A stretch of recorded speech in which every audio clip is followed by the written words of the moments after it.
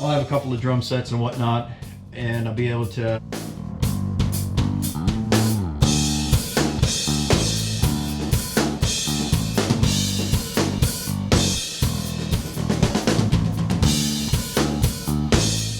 So some of this stuff has been stored in my parents' basement since about 2006.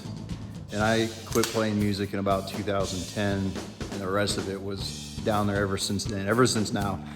So today I just hauled it over here to AuxLand, the Auxilium Auto Complex, the nonprofit that goes to provide financial and mechanical assistance for people's transportation for those who depend on it. But if you played in a band anytime between 2000 to 2006, or 8-ish, there's some pretty fun stuff in here I think you'll enjoy.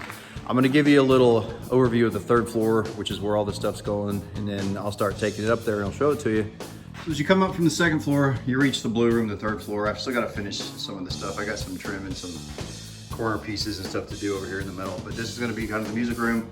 I'm gonna bring some stuff up here, and then I'm gonna start showing you some of the things I think is cool about early 2000s bands.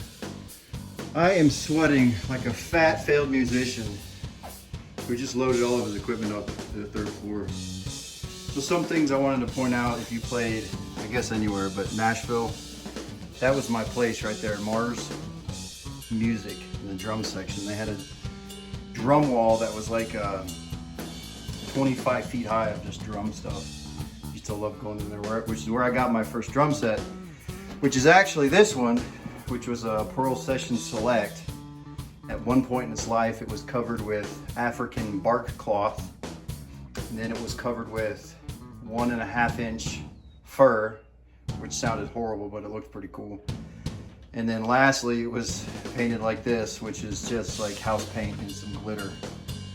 And then until I moved on to other things. This is just a practice set. But this was the last one that I actually used playing out, but I'll set it up some other time. But here's what I wanted to go through some of this stuff. This is back when you made music and you put it on CDs and you had thousands of them pressed, and now I've got thousands of them sitting in my parents' basement. You always had to do stickers.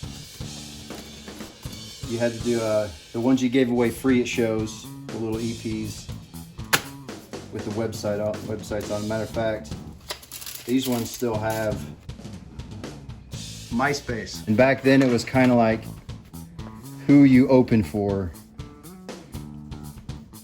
I didn't know I did all this stuff. That's kind of cool. This was the Hot Rocks press kit. You get all your crap together. I should read these one day. All eyes are on a small town called Murfreesboro, nestled in the suburbs of Nashville, Tennessee. Or how many people have used that for, but so you'd send this to pretty much everything. Radio stations, I don't know if they still do it, but play local radio stations have local hour or anything like that, but you send all this stuff in. Oh, this is great though. Local Murfreesboro newspaper. It's funny, so I remember this. I was late, I think it was me. I can't remember if it was me. I didn't, they had to come pick me up. And I wasn't feeling too good from the night before. And I think if this was a clear picture, you could probably see that. Oh man, I should read these. But it's got all your news articles where you're trying to say, you know, we're a lot more popular than we are. And back then it was all about who you opened for. Because if you can get on with a headliner, then you were a lot cooler than everybody else. And that's what it's either who you played with, who you opened for. But now it's likes and it's views, and that's it. You don't have to do this stuff anymore. You can have a band that has a couple of videos on YouTube and get a couple million views on it, and this stuff is just obsolete. People just don't do that anymore. I've been alive long enough to see the thing that we used to put all of our time and heart and soul and energy into become completely obsolete, and I think it's pretty hilarious.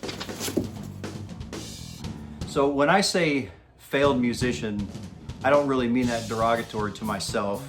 It's true in a certain sense, but I can guarantee you that there are more of me in this world than there are successful musicians. People who put their heart and soul and their energy into a profession or a career from probably 1999 until 2010, I'd say. Not just music, but music and entertainment in general. Successful in the sense that you have a form of media that was high quality enough that it will last ages, but not so much that you're financially set for the rest of your life. So I think I might do a couple of series on this, because I guarantee you there's a lot of people that are my demographic that probably have a really hard time with not seeing their initial dream come to fruition. But you know what? It's okay. I was there, I did it, I had a lot of fun, I did it for as long as I possibly could, and then I got custody and it became time to do what really matters, and I've been doing that for the last 12, 13 years. So I'm gonna look back on it, and I think you're gonna come with me.